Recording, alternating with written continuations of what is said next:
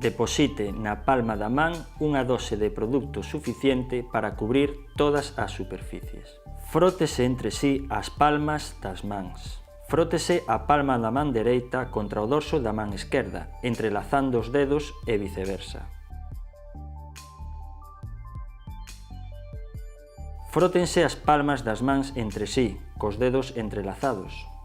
Frótese o dorso dos dedos dunha man coa palma da man oposta, agarrándose os dedos. Frótese con un movimento de rotación o primeiro dedo esquerdo, atrapando coa palma da man dereita e viceversa. Frótese a punta dos dedos da man dereita fronte á palma da man esquerda, facendo un movimento de rotación e viceversa. Unha vez secas, as súas mans son seguras.